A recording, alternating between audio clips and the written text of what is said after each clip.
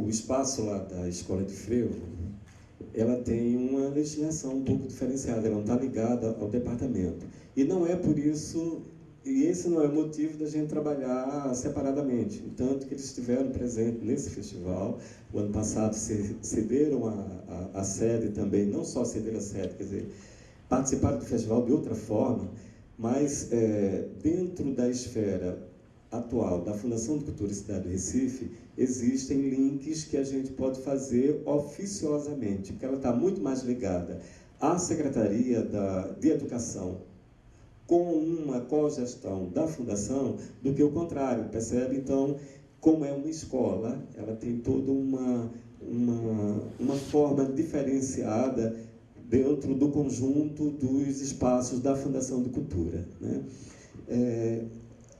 A Escola João Pernambuco também é da Secretaria, entende? A gente, à medida das necessidades, pode envolver, enfim, mas ela não está ligada diretamente à minha gestão.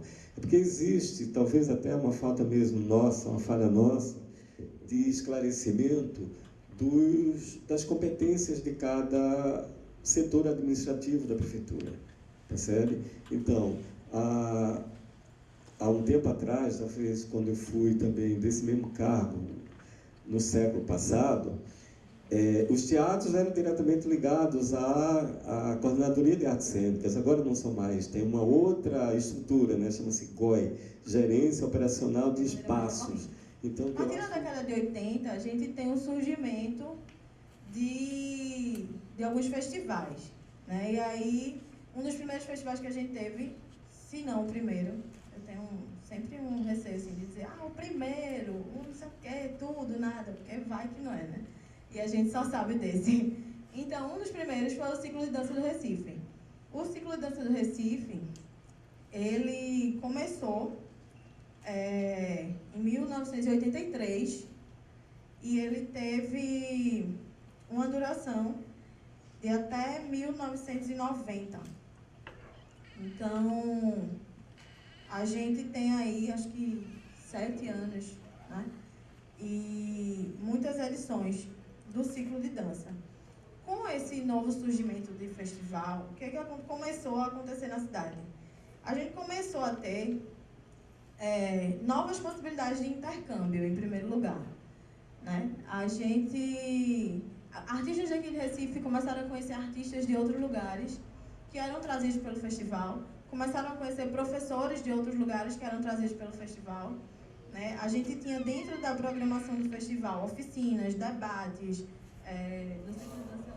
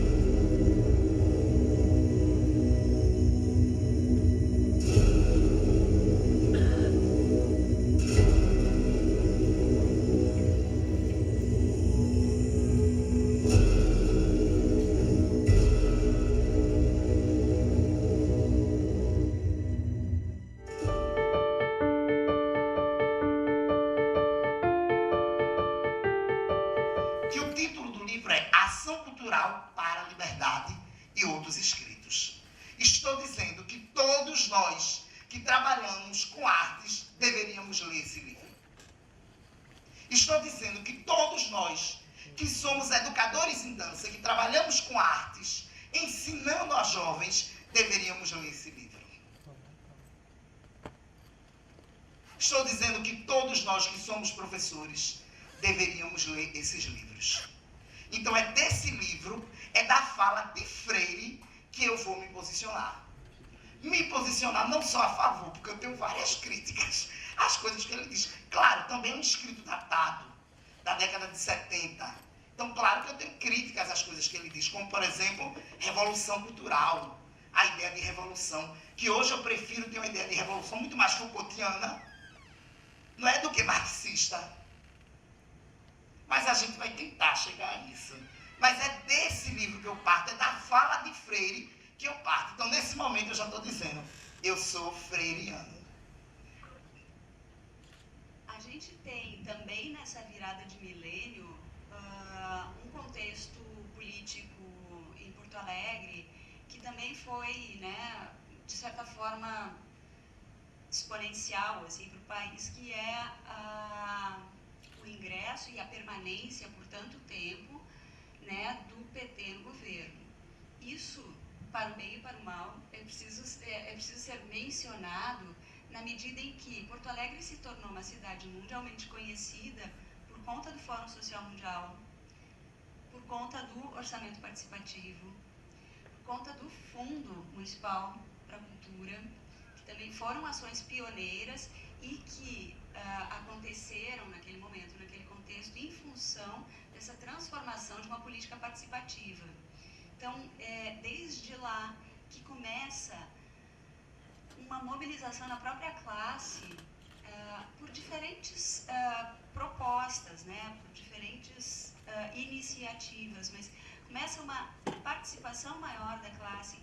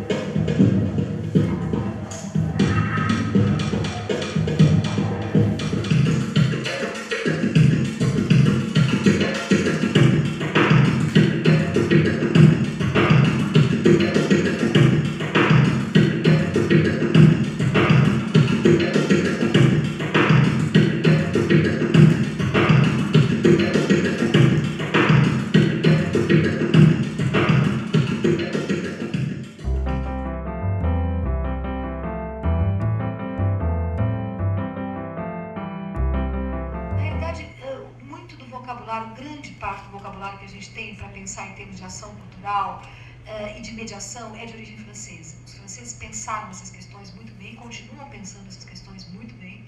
Então, a própria noção de política cultural, a gente, de alguma maneira, quando a emprega, muitas vezes sem saber, a gente está inspirado em fontes francesas.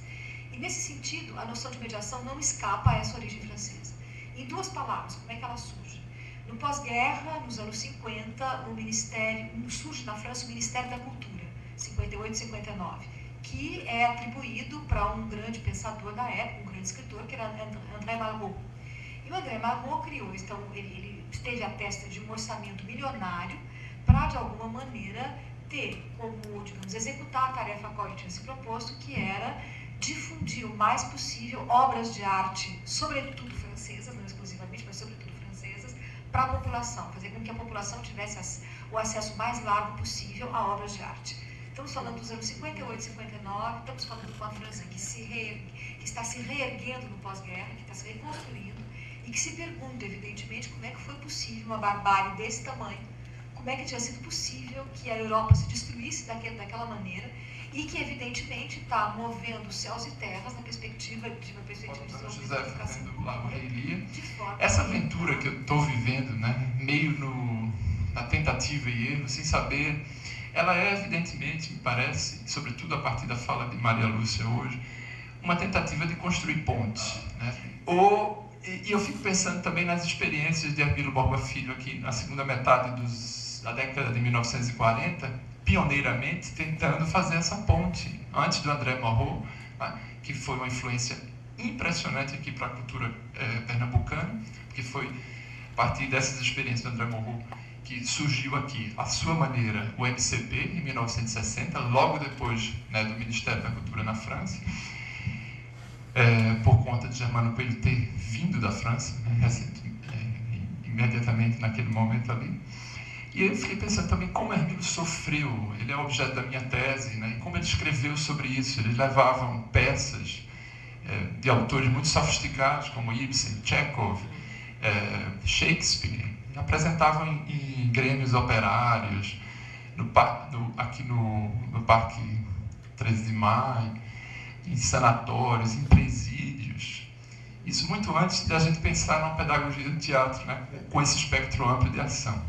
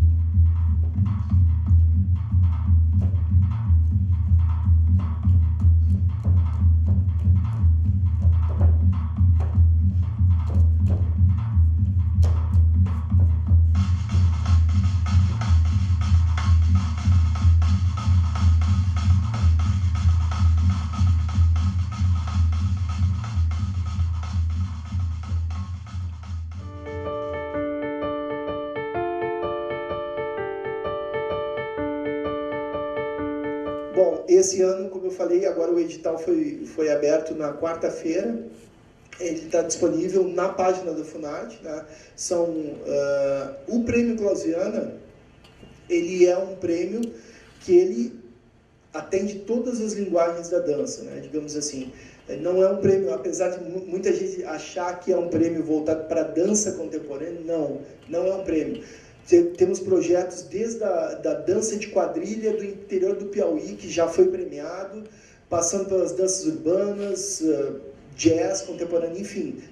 É um prêmio nacional para a área da dança. Então, é importante registrar isso, porque o prêmio ele é um prêmio muito abrangente, assim, e dentro do Prêmio Clausiana nós temos uma particularidade, diferente do teatro, nós temos a possibilidade de pessoa física, se você não tem um CNPJ, digamos assim, não somente pessoa jurídica, mas pessoa física, você pode se inscrever no prêmio, escrever individualmente como pessoa física. Claro que existe uma tributação, que aí não sou eu, nem o presidente da FUNAD, mas uma tributação que é um valor de 27,5%, no caso de ser pessoa física, que você é tributado. Mas tem essa possibilidade do artista independente. Isso também foi eu acredito que uma conquista, porque a gente comprovou, até para um setor jurídico, que a dança tem uma particularidade, né? Os artistas independentes, do modo geral, que trabalham com a dança, eles possam se inscrever